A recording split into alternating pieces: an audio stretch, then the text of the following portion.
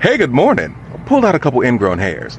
You said, I'm not trying to start an argument or anything, but I've always felt that the taking of a knee was disrespectful to the anthem and not the flag, in my opinion. Well, historically, did you know that the national anthem is disrespectful to black people, and that's the reason it didn't become the national anthem until 1931? True story. So come here real quick. Let's have a conversation. First up, your feelings are not facts. So in a factual conversation about what is and what isn't, your feelings have no merit. They are feckless. Keep them to yourself. Now that we've gotten that out of the way, let's take a look at the lyrics of the Star-Spangled Banner. Now, we only sing one verse because the rest of them have been deemed problematic, especially the third verse, which starts off like this. And where is that band who vauntingly swore? And what band are they talking about? This band, the British Corps of Colonial Marines. Pause to read if you like. It all started in the War of 1812 when General Cockburn gave a proclamation stating that anybody who fought for the British would gain their freedom. And by 1814, about 3,400 enslaved black people signed up to fight for their freedom. And on the 24th of August, 1814, the Colonial Marines beat the brakes off the Americans, and Francis Scott Key saw it. You see, the British not only promised freedom and a land to these black colonial marines, but they also promised refuge to them as well. Pay attention to that word refuge because it's going to come up later. So these black soldiers fought with everything they could, winning battles left and right, even going so far as to burn down the White House. The verse goes on to say, who vauntingly swore that the havoc of war and the battle's confusion, a home and a country should leave us no more. What does vauntingly mean? It means to boast, to brag, or praise excessively. And who was doing this at this time? The British Corps of Colonial Marines who were winning battles in the War of 1812. In total, it was about 4,000 black people bragging about the battles that they had won as they fought for their freedom. The first line of the third stanza of this diss track asks, where they at? And the second line answers, it says, their blood has washed out their foul footsteps pollution. Whose blood are they talking about? Whose blood washed out their foul footsteps pollution? The blood of the British Corps of Colonial Marines, the blood of black people who were fighting for their freedom. It goes on to say that no refuge could save the hireling and slave from the terror of flight or gloom of the grave. See that word refuge again? Who was giving them refuge? The British were. So what or who is a hireling? Well, during this time, a hireling was one who works for hire.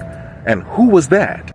According to the book Hirelings, African American Workers in Free Labor in Early Maryland, it was the enslaved black people who were sold by white enslavers. And after they sold their enslaved black people, they got mad at the free people of color who were leaving.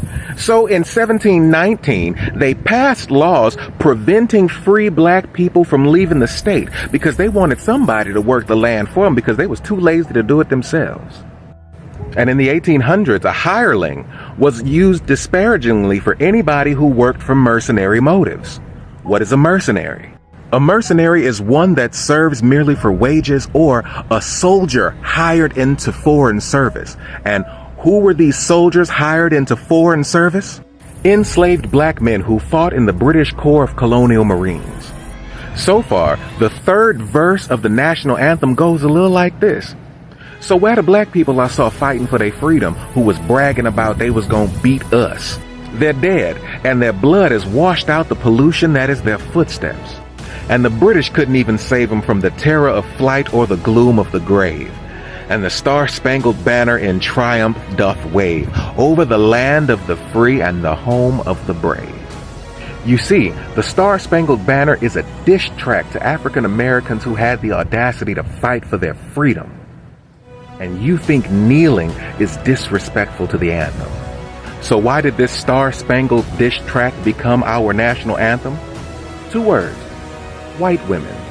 This gaggle of Karens were known as the United Daughters of 1812, and they were led by Miss Reuben Ross Holloway, seen here waving both the Confederate flag and the American flag. You see where this is going? So on June 14th, 1931, the National Society of the Daughters of 1812 and the state of Maryland sponsored a ceremony at the War Memorial Plaza in Baltimore to celebrate the new national anthem. The parade was led by a column of Boy Scouts carrying 3 flags: the Stars and Stripes, the red and gold flag of Maryland, and the Stars and Bars of the Army of the Confederate States of America.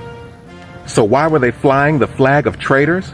Well, Miss Holloway said it best. The Confederate flag, she declared, was also a star-spangled banner.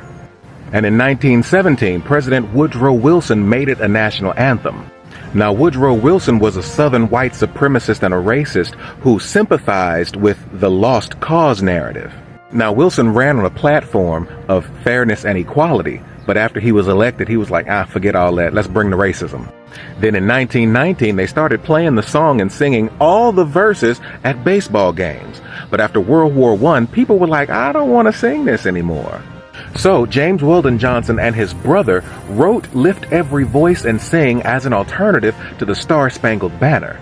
Well, racist white people didn't like that. So on March 3rd, 1931, President Hoover signed into law that the Star-Spangled Banner would be the national anthem of the United States of America. That's the same year that James Earl Jones was born. That's right. The Star-Spangled Banner as our national anthem and James Earl Jones are the same age. And it only became our national anthem because of racism.